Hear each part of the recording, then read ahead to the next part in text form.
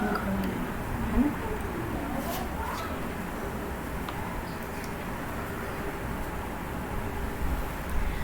बच्चों, कैसे हो आप सब लोग। मैं कंचन आज आपका एसएसटी में chapter 2 social and political life का जो चैप्टर 2 है उसका नाम है role of the government in health.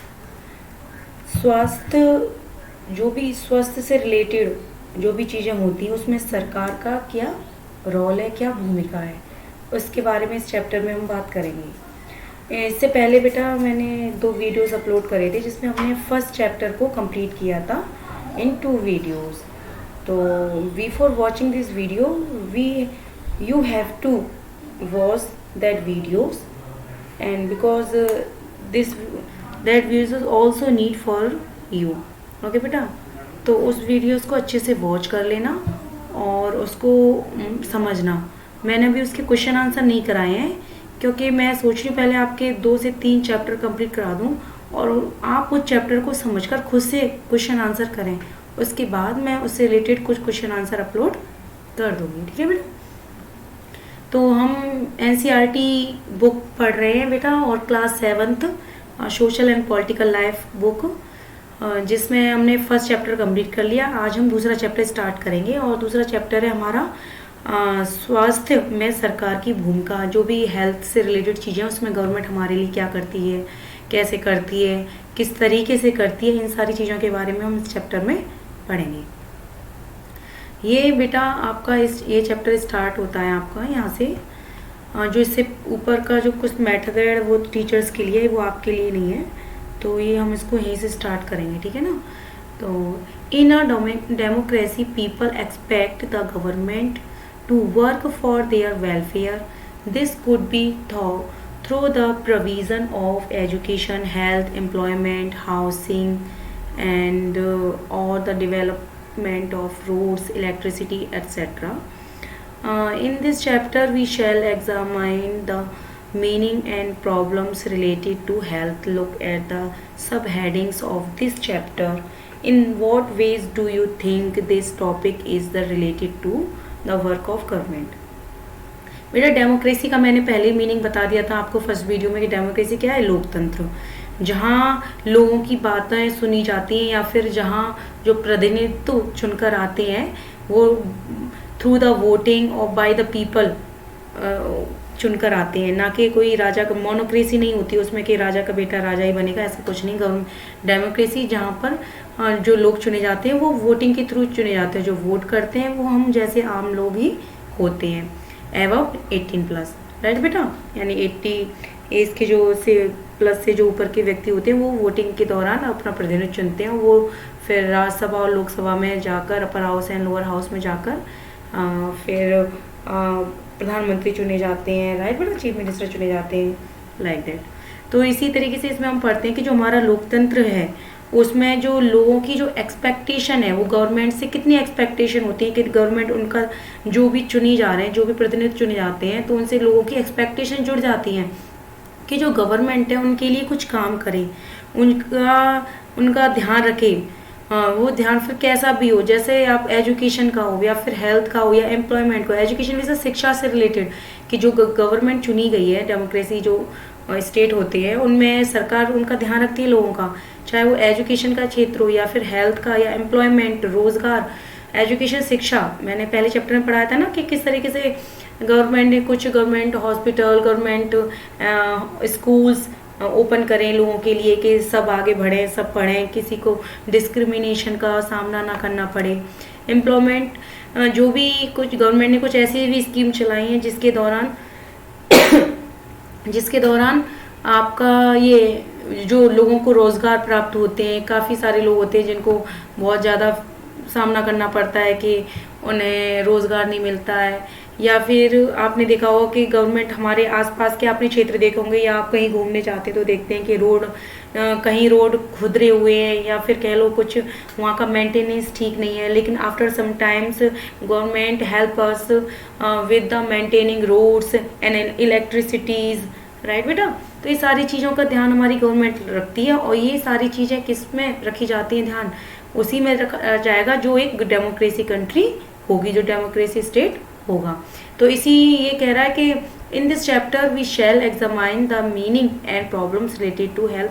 अब हम इसी चैप्टर में हम जो भी हमारी हेल्थ से रिलेटेड जो प्रॉब्लम्स हैं, जो हमारी समस्याएं हैं, प्रॉब्लम्स यानी समस्याएं, और जो भी हमारे हेल्थ से रिलेटेड यानी हमारे स्वास्थ्य से रिलेटेड जो भी हमारी समस्या है, हम इस चैप्टर में इस चीज़ का अध्ययन करेंगे। And in what ways do you think this topic is related to the work of government.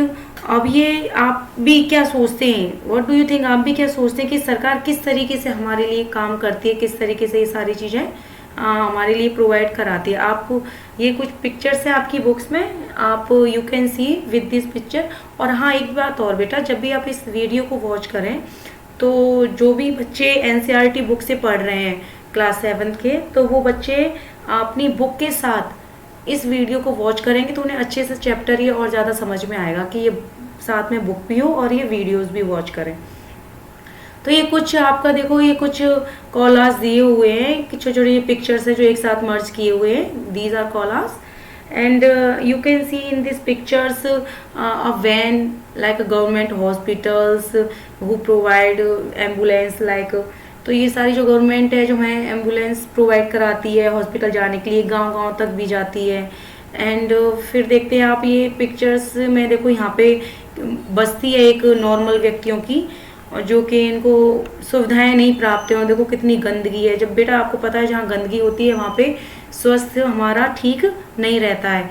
अगर हमें अपना स्वास्थ्य ठीक रखना है, अपनी हेल्थ ठीक रखनी है, तो सबसे ज़्यादा ज़रूरी तो हमारी साफ़ सफाई है। साफ पानी मिले या फिर साफ जगह हो तो हमारे जो बीमार होने के जो चांसेस है वो कम हो जाते हैं। फिर किस तरीके से हॉस्पिटल्स में डॉक्टर हमारी केयर्स करते हैं। और ये जैसे आप देख रहे हैं पैंडेमिक पीरियड चल रहा है कोविड-19 के दौरान, आप देखते हैं कि इतने भी सारे डॉक्टर्स हैं, क्या उनका कभी लॉकडाउन हुआ है? अगर उन्हीं का लॉकडाउन हो जाएगा तो देखो कौन हमारी हेल्थ का ध्यान रखेगा। तो it's depend on government and we live in democratic country, right. तो गवर्नमेंट, जब हम डेमोक्रेटिक कंट्री में रह रहे हैं तो जाहिर सी बात है कि गवर्नमेंट हमारी इन सारी चीज़ों का ध्यान रख रही है, इसीलिए तो उन्होंने हमारी इतनी सारी सुविधा कर रखी है। फिर देखो ये पानी ले जा रही है, ये आपको देख सकते हैं ये वुमेन। तो इसमें देखो अगर हमें स्वच्छ पानी मिलेगा तो हमारे बीमार होने के चांसेस कम हो जाते हैं। और जब ये सारी चीज़ हमें अच्छे से प्रोवाइड होती है तो हमारा जीवन अच्छा सॉरी बेटा अच्छा रहता है। तो इन सारी चीज़ों के बारे में हम इस चैप्टर में स्टडी करेंगे। अब व्हाट इज़ हेल्थ। अब आप हेल्थ से आप क्या समझते हैं कि हेल्थ क्या है? क्या आप यही सोचते हैं कि हम आप यही सोचते हैं कि जो हेल्थ का जो मीनिंग है बस वही है कि हम बीमार ना पड़ें या फिर हमें कोई बीमारी ना आए, क्या ऐसा कुछ है? तो ऐसा नहीं है कि सिर्फ एक बीमार पड़ना या इलनेस होना ही, या इलनेस से फ्री या कोई हमें इंजरी ना हो तो वही सिर्फ हेल्थ है। बेटा जो हेल्थ किसी भी किसी भी चीज़ से रिलेटेड हो सकती है। जैसे आपने देखा होगा कि टेंशन हो जाती है कुछ लोगों को, है ना। तो टेंशन जब हो जाती है तो आप देखते हैं कि उनका जो मेंटलिटी डिस्टर्बेंस हो जाता है। तो बेटा देखो, अब वो देखो फिट है लेकिन देखो मेंटलिटी प्रॉब्लम है, उन्हें परेशानी है, टेंशन है उन्हें, तो ये भी क्या है, ये हमारा स्वास्थ्य ठीक नहीं है। तो ये सारी चीज़ों का ध्यान हमें रखना पड़ता है कि सिर्फ एक इलनेस होना ही या इंजरी होना ही एक स्वास्थ्य नहीं है, बल्कि आप उन सारी चीज़ों से मुक्त होने चाहिए, उन सारी चीज़ों से फ्री होनी चाहिए जो भी एसोसिएट करती हैं, जो भी रिलेट करती हैं किसी भी सिचुएशन से। जैसे आपने कॉलाज में देखा ना, जो रिलेटेड कह रहे थे, जैसे गंदगी नहीं होनी चाहिए एरियाज़ में, साफ़ सफाई होनी चाहिए। तो ये सारी जो पिक्चर्स हमें शो कराती हैं, इन सारी चीज़ों से हमें फ्री होना है, तभी हम अपने आप को सस्टेन कर पाएंगे और उस सिचुएशन से निकल पाएंगे जो भी हमारी हेल्थ से रिगार्डिंग हमें प्रॉब्लम्स होती है, और तभी हम उन चीज़ों से, उन डिसीज़ से, उन बीमारियों से बच पाएंगे।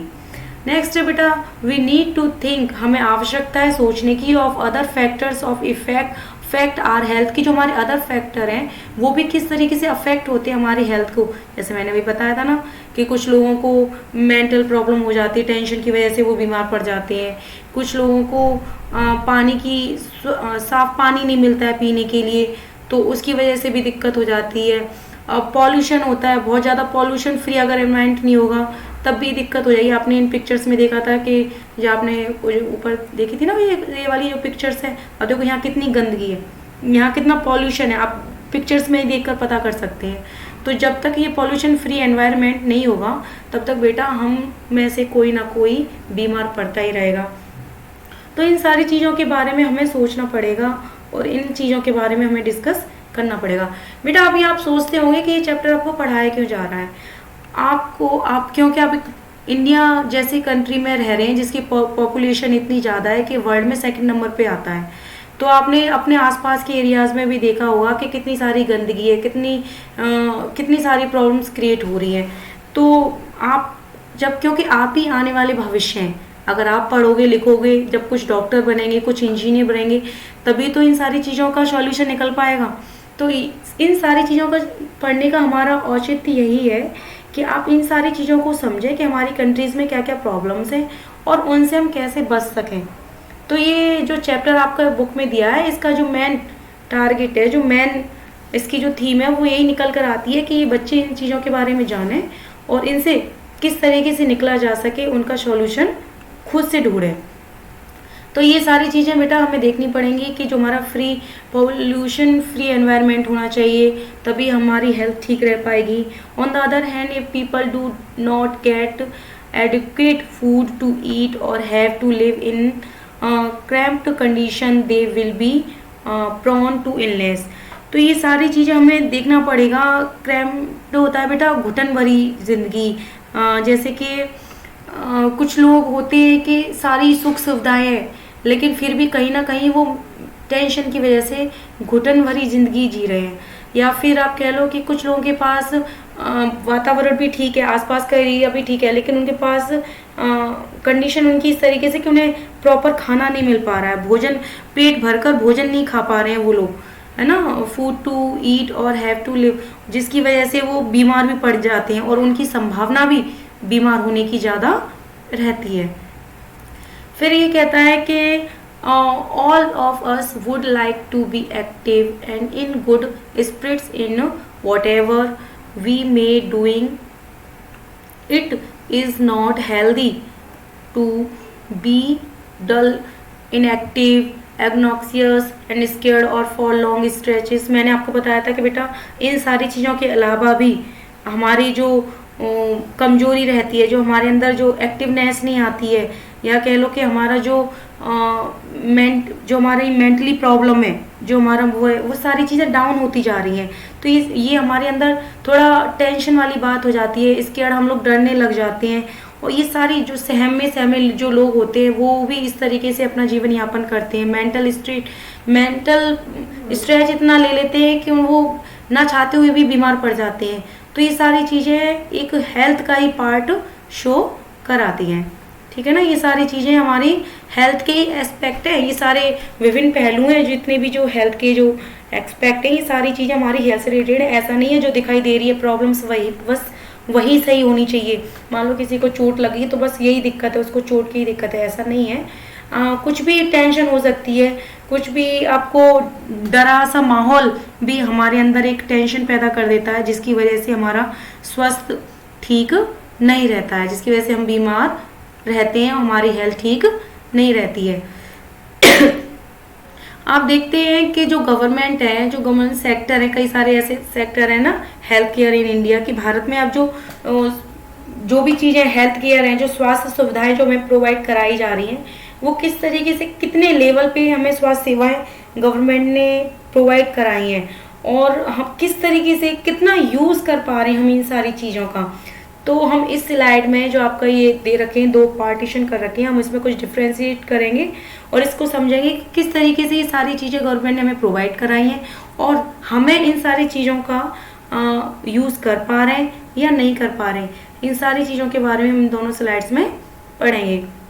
जैसे कि आप देख सकते हैं बेटा, इस स्लाइड में कह रहा है कि India has the largest number of medical college in the world and among the largest producers of doctors, approximately more than 30,000 new doctors qualify is every year. बेटा ये हमारे पास एक आंकड़ा है, ये हमारे पास एक इवेल्यूशन है कि इंडिया सबसे ज़्यादा largest number of medical college world में, सबसे ज़्यादा मेडिकल कॉलेज इंडिया में, और जो यहाँ से इन मेडिकल कॉलेज से अप्रोक्सीमेटली होता है बेटा लगभग, अप्रोक्सीमेटली मतलब क्या होता है लगभग, ठीक है ना। तो ये कह रहा है कि जो हमारे इंडिया में इतने सारे कॉलेज, मेडिकल कॉलेज होने के बावजूद हम 30,000 न्यू डॉक्टर हर साल निकालते हैं अपने कॉलेजों से, क्योंकि यहाँ पे सबसे ज़्यादा मेडिकल कॉलेज हैं और कम से कम 30,000 डॉक्टर हर साल यहाँ से क्वालिफाई होकर निकल रहे हैं, ठीक है बेटा। फिर आपका जो नेक्स्ट है, इसमें देखो ये क्या डिफ्रेंशिएट कर रहा है, more doctors settle in urban areas, people in rural areas have to travel long distance to reach a doctor. The number of doctors with respect to the population much less in rural areas. आप देख सकते हैं कि भारत में ये तो ठीक है कि बहुत सारे डॉक्टर्स निकल कर आ रहे हैं मेडिकल कॉलेज से, लेकिन जो डॉक्टर्स हैं वो ज़्यादा से ज़्यादा अर्बन एरियाज में सेटल होना चाहते हैं, यानी कि जो शहर में ज़्यादा से ज़्यादा डॉक्टर क्या चाहते हैं कि वो उनका जो जीवन है वो शहर में निकले। इसकी वजह से जो रूरल एरियाज हैं हमारे, जो ग्रामीण एरियाज हैं, वहाँ तक डॉक्टर पहुँच ही नहीं पाते हैं। और अगर डॉक्टर का जो, अगर किसी को दिक्कत हो जाती है तो डॉक्टर के पहुँचने का जो डिस्टेंस है वो काफ़ी दूर हो जाता है, क्योंकि डॉक्टर सारे कहाँ चाहते हैं रहना, सिटीज़ में रहना चाहते हैं, शहरों में रहना चाहते हैं, अर्बन एरियाज यानी सिटीज़, ठीक है ना, शहरी क्षेत्रों में रहना चाहते हैं। लेकिन तो उसकी वजह से जो डॉक्टर्स का है वो उनके काफ़ी डिस्टेंस हो जाता है कि लोग उन तक पहुंच पाएँ। और क्योंकि हमारी पॉपुलेशन ज़्यादा से ज़्यादा कहाँ रह रही है, ज़्यादा से ज़्यादा जो पॉपुलेशन है वो हमारी ग्रामीण इलाकों में ही रह रही है। कहाँ रह रही है बेटा, ग्रामीण इलाकों में ही रह पा रही है। तो देखो हमें इन चीज़ों का ध्यान रखना पड़ेगा ना। फिर आपका नेक्स्ट जो पॉइंट है क्या कह रहा है, हम इसमें कंपेयर करेंगे कि एक तरफ तो हमारे पास इतने सारे डॉक्टर हैं, पर दूसरी तरफ देखते हैं कि जो डॉक्टर तो हैं लेकिन वो शहर में रहना ही नहीं चाहते, और जो हमारी ग्राम पॉपुलेशन है, हमारी जो जनसंख्या है भारत की, वो ज़्यादा से ज़्यादा कहाँ रह रही है, वो ज़्यादा से ज़्यादा आपके रूरल एरियाज़ में रह रही है, ग्रामीण क्षेत्रों में रह रही है, जिसकी वजह से जो लोग हैं उन तक पहुँच ही नहीं पाते, बहुत ज़्यादा दूरी उनसे डिस्टेंस हो जाता है।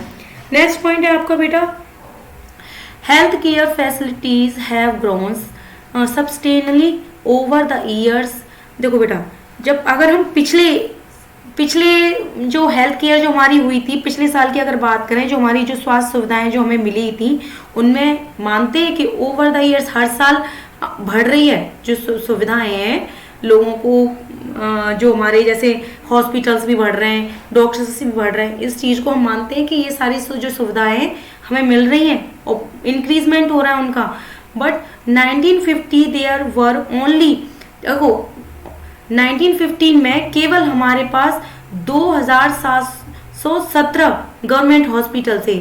अगर we are talking about in 1950 we have only 2717 government hospitals, but now if we are counting in 1991 we could find the 11,174 hospitals. अब अगर हम बात करें, देखो 1950 में कितने हॉस्पिटल्स थे, 2717, और 1991 में देखो इंक्रीजमेंट हो गया और कितने हॉस्पिटल्स हो गए, 11,174 हॉस्पिटल्स हो गए। और अब रिसेंटली अगर हम 2017 की बात करेंगे तो वो हॉस्पिटल कितने अब हो गए, 23,583, यानी 23,583 हमारे पास गवर्नमेंट हॉस्पिटल अब प्रेजेंट टाइम में है। देखो इतना सारा गवर्नमेंट, इतने सारे गवर्नमेंट की जो फैसिलिटीज़ है, इतने सारे डॉक्टर्स, इतने सारे गवर्नमेंट हॉस्पिटल्स होने के बावजूद भी आगे आप चैप्टर में देखेंगे कि कितनी सारी चीज़ों का सामना हम सभी को करना पड़ता है और आम जनता को करना पड़ता है। फिर इसी के जो in front of this slides, ये जो कॉलम है आपका, ये क्या कह रहा है, देखो about 5 lakh people die from tuberculosis जो कम से कम 5 लाख लोग हर साल, ट्यूबरक्लोसिस होता है बेटा टीबी की बीमारी से, टीबी या तपेदिक, कुछ लोग कहते होंगे इसको तपेदिक, ट्यूबरक्लोसिस क्या है, तपेदिक या टीबी, टीबी ने आपने सुना होगा ना, टीबी हो जाती है लोगों को। तो हर साल कम से कम 5 लाख लोग हर साल ट्यूबरक्लोसिस की वजह से मरते हैं। This number is almost unchanged since independence. Almost 2 million cases of malaria are reported every year and this number is not decreasing. कम से कम 5 लाख लोग तो देखो टीबी की वजह से मिलते हैं, लेकिन देखो इंडिपेंडेंस होने के बावजूद भी, यानी कि स्वतंत्रता मिलने से लेकर अब तक कोई भी परिवर्तन नहीं हुआ है। यानी जब हमें स्वतंत्रता नहीं मिली थी उस दौरान भी इतने ही लोग मरते थे। कुछ मामले आपके मलेरिया से लोग मरते थे या टीबी से कह लो मरते थे। तो ये जो आंकड़ा हमें दिया है, ये दिया उस टाइम का है, लेकिन अभी भी हम देखते हैं कि ये सारी जो चीजें हैं, इन सारी चीजों का हमें अभी भी आज भी सामना करना पड़ता है। आफ्टर इंडिपेंडेंस यानी स्वतंत्रता मिलने के बाद भी हम इन सारी चीजों का सामना करते हैं कि 5 लाख लोग टीबी से मर जाते हैं, कुछ लोग मलेरिया से मर जाते हैं, इन सारी चीजों का सामना हम करते हैं। नेक्स्ट है बेटा इंडिया गेट्स। अब देखो ये आपका पॉइंट क्या कह रहा है कि देखो इतने सारे मेडिकल टूरिस्ट होने के बावजूद, यानी इतने सारे चिकित्सक पर्यटक आते हैं हमारे भारत में विदेशों से, हमारे कंट्रीज में बहुत सारे चिकित्सक आते हैं, यानी कि काफी सारे डॉक्टर्स आते हैं कि इंडिया में किस तरीके से कार्य हो रहा है, किस तरीके से सारी चीजें हो रही हैं। तो ये सारे जो पर्यटक आते हैं वे आते हैं और अस्पतालों में भी जाते हैं और देखते हैं कि किसकी संसार में कौन सा हॉस्पिटल ठीक है या कौन सी ट्रीटमेंट ठीक है। तो इस सारा चीजों को कंपेयर करते हैं, the best in the world में। फिर इन सारी देखो विदेशों से, अभी देखो कोविड-19 का पीरियड चल रहा है ना, तो ऐसा तो है नहीं कि सिर्फ इंडिया ने मेडिसिन बना ली हो और विदेशों से ना मंगानी पड़े। ये देखो अभी भी हमारे इंडियन साइंटिस्ट और Indian doctors also can called other countries of doctors, and because if they have some medicine for against कोविड-19 we are discussing and we are exchange our medicine, right बेटा। तो ये सारी चीजें क्यों होती हैं कि हमारे पास जो बेस्ट मेडिसिन है या जो बेस्ट ट्रीटमेंट है वो हम अपने देश से दूसरे देश में पहुंचा सकें और दूसरे देश से अपने देश में पहुंचा सकें।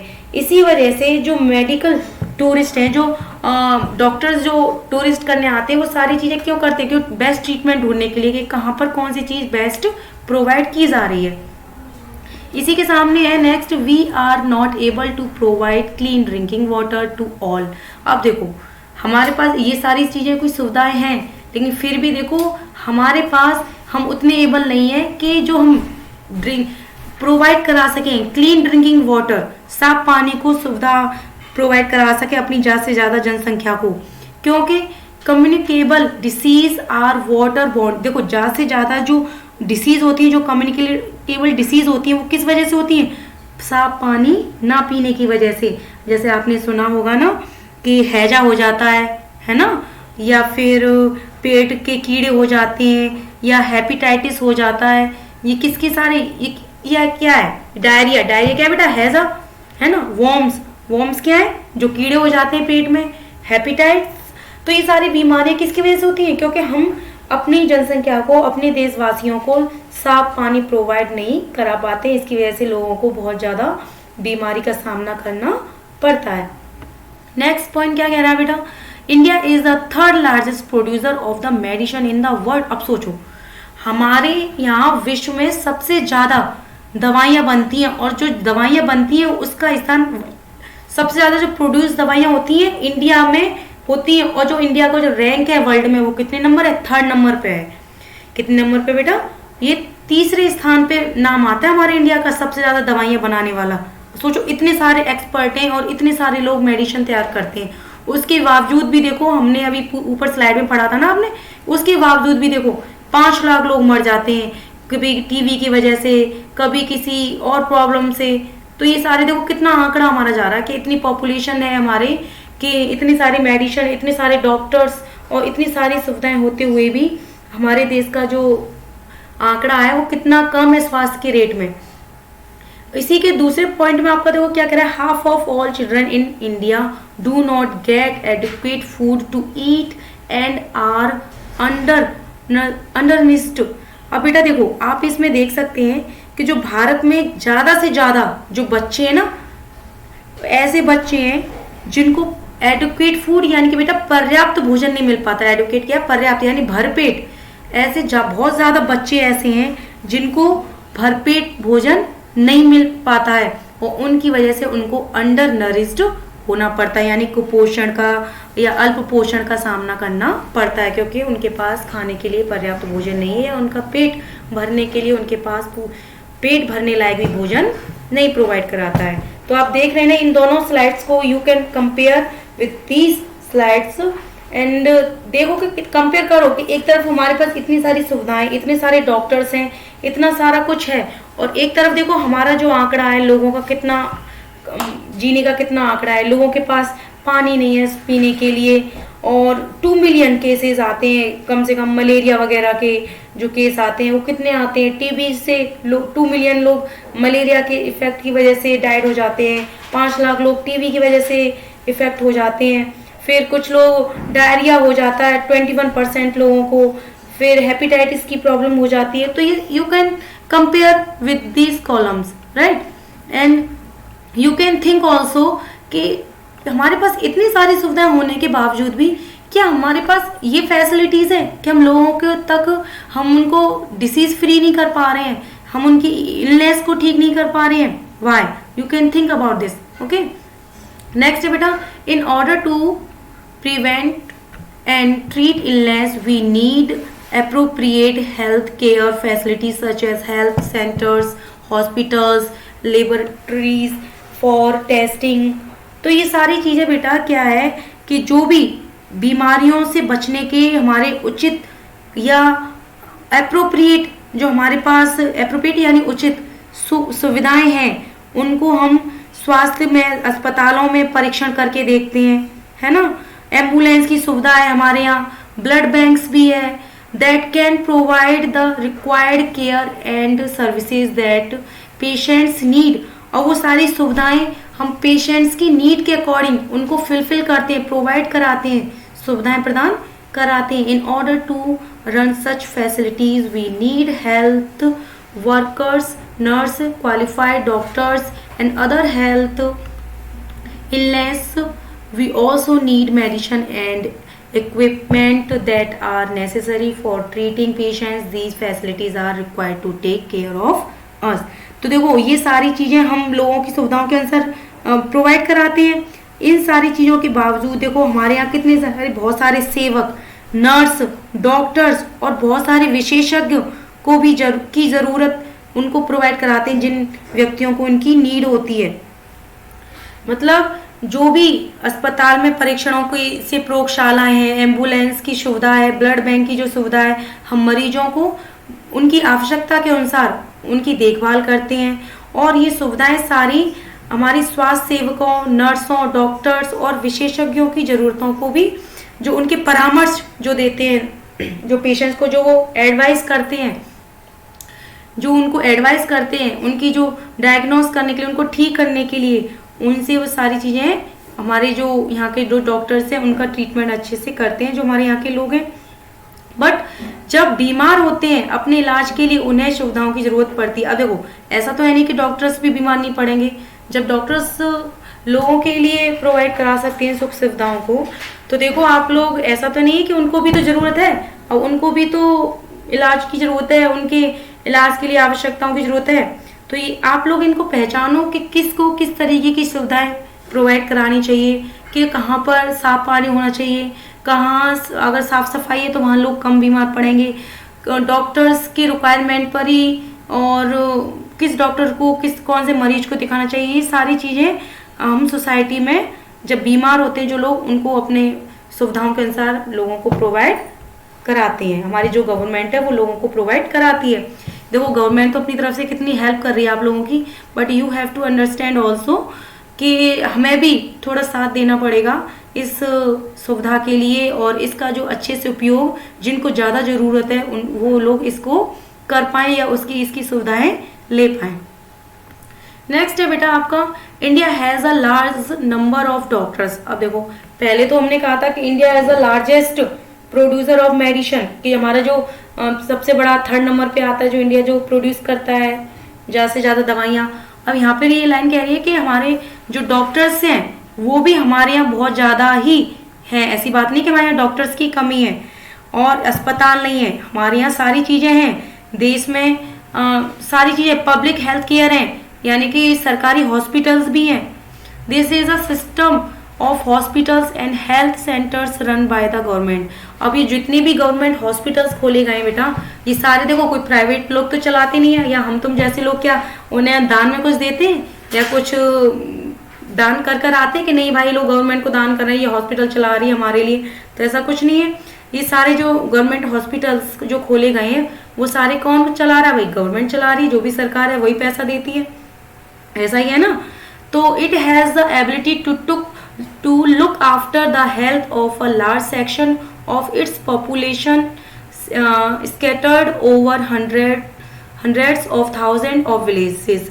देखो बेटा, क्योंकि सरकार हमारी हेल्प कर रही है, तो सरकार जब हमारी हेल्प कर रही है तो जो हजारों की संख्याओं में जो लोग फैले हुए हैं, स्कैटर्ड यानी फैलाना या फैलाना, स्कैटर्ड होता है वैसे चारों तरफ फैलना। जो हमारी पॉपुलेशन है वो चारों तरफ फैली हुई है, यानी बहुत ज़्यादा, क्योंकि पता है ना कि इंडिया का 2nd नंबर पे पॉपुलेशन है सबसे ज़्यादा वर्ल्ड में। 1st नंबर पे कौन आता है? चाइना, और 2nd नंबर पे इंडिया। तो क्योंकि पॉपुलेशन बहुत ज़्यादा है तो इसकी वजह से we will go into more detail on this later. More ever there has been phenomenal advancement in medical science whereby many new technologies and treatment producers are available in the country। इतनी सारी चीज़ें होने के बावजूद, इतनी population होने के बाद भी जो हमारी गवर्नमेंट है वो कोशिश करती है कि ज़्यादा से ज़्यादा लोगों को जो तकनीकी पहुंच पाए, तकनीकी पहुंच पाए, लोगों का ट्रीटमेंट जो है वो अच्छे से हो सके, जो हम लोगों को जो सुख सुविधाएं दे पाए वो बहुत ज़्यादा वेलफेयर होनी चाहिए अच्छी। और हमारी जो साइंस है, जो हमारी साइंस टेक्नोलॉजी जो भी काम कर रही है, इतना पॉपुलेशन होने के बाद भी वो ज़्यादा से ज़्यादा कोशिश करती है गवर्नमेंट कि उनकी सुख सुविधाओं का ख्याल रख सके। नेक्स्ट टॉपिक है बेटा आपका, नेक्स्ट स्टैंजा एक्चुअली पैराग्राफ है ये, कि how ever the 2nd column point out how poor the healthy situation. अच्छा, जो बेटा ये आपने ऊपर जो आपने ये पॉइंट पढ़े थे ना, जो स्लाइड दिखाई थी, और 2 चीज़ों के बारे में मैंने बोला था कि इनको कंपेयर करना, तो ये आपका लाइन बोल रही है कि आपको वो जो आपने जो पॉइंट डिटेल में पढ़े हैं, तो जो डेवलपमेंट हुआ है हमारे इंडिया में और हेल्थ केयर को लेकर, हेल्थ फैसिलिटीज़ को लेकर, जो लोगों के लिए जो कंपेयर करो उसमें कि लोग हमारे इंडिया में किन किन लोगों ने किस तरीके से डेवलपमेंट करा है, कहाँ कहाँ डेवलपमेंट हुआ है, लेकिन उस डेवलपमेंट होने के बावजूद भी हम लोगों को लिए उनकी सुविधाओं पर खरे नहीं उतर पा रहे हैं, उनकी स्वास्थ्य का ध्यान नहीं रख पा रहे हैं। Can not make the necessary health care available to all. इतनी सारी सुविधा होने के बावजूद भी हम उनको जो उनकी नेसेसरी, जो उनकी आवश्यकताएं, उन तक नहीं पहुंचा पा रहे हैं।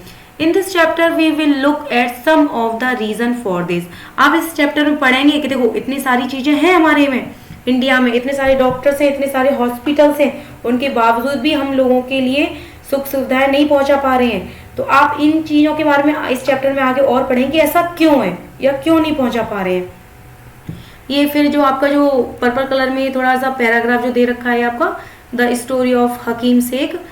तो बेटा ये एक स्टोरी है जो देखो हमें बताएगी कि किस तरीके से हमारी सोसाइटी में लोग गवर्नमेंट करते हैं या गवर्नमेंट किस तरीके से सुविधा प्रोवाइड कराती है। तो जो हकीम शेख हैं, मैं इसमें आपको ब्रीफली स्टोरी बता दे रही हूँ। जो हकीम शेख है वो एक मेजॉरिटी है बेटा, जो कि मजदूर वगैरह जो होते हैं उनके लीडर हैं। मिस्टर हकीम जो एक हकीम शेख जो मजदूरों के जो लीडर हैं उनके लीडर हैं वो, और वो लीडर कहाँ है? वेस्ट बंगाल में। और उनकी जो पार्टी का नाम है PBKMS। PBKMS यानी कि पश्चिम बंग खेत मजदूर समिति। इस बेटा ये आपको याद रखना पड़ेगा कि जो किस कमेटी के हकीम शेख जी मेंबर थे। ये आपका क्वेश्चन फॉर्मेट हो सकता है आपका, तो आप बताएंगे कि पश्चिम बंग खेत मजदूर समिति के ये लेबर के हेड थे। तो ये हेड कहाँ थे, लेकिन पश्चिम बंगाल में। तो पश्चिम बंगाल में एक दिन जब वो ऐसी अपनी ट्रैवल कर रहे थे कहीं, तो 1992 में उनका एक एक्सीडेंट होता है, जो ट्रेन से गिरने की वजह से उनको बहुत ज़्यादा इंजरी हो जाती है, बहुत ज़्यादा चोट आ जाती है।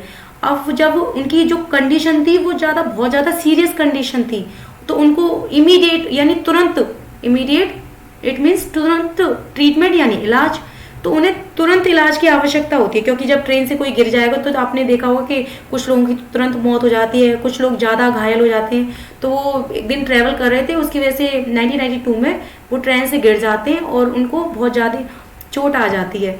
इसकी वजह से वो उनको जो उनके कुछ लोग थे, उनके जो सहायक लोग थे, उनको गवर्नमेंट हॉस्पिटल में ले जाते हैं कोलकाता में, but they refuse to admit. लेकिन उनको मना कर दिया जाता है कि रिफ्यूज यानी कि मना करना, रिफ्यूज क्या बेटा, मना कर दिया जाता है कि हम उनको एडमिट नहीं कर सकते। बिकॉज क्यों, they did not have a spare bed, कि भैया यहाँ पे कोई बेड खाली नहीं है, हम इनको बेड नहीं दे सकते और इनको यहाँ हम एडमिट नहीं कर सकते। उस हॉस्पिटल में, कोलकाता के हॉस्पिटल में उनको मना कर दिया जाता है। Another hospital did not have the facility, अगर उस एक हॉस्पिटल में मना कर दिया, लेकिन जो दूसरे हॉस्पिटल थे उनमें फैसिलिटी नहीं थी, जो क्योंकि वो उनको बहुत ज़्यादा इंजरी हुई थी, जो उनको नेसेसरी थी, उनकी आवश्यकता, नेसेसरी क्या होता है बेटा, आवश्यकता।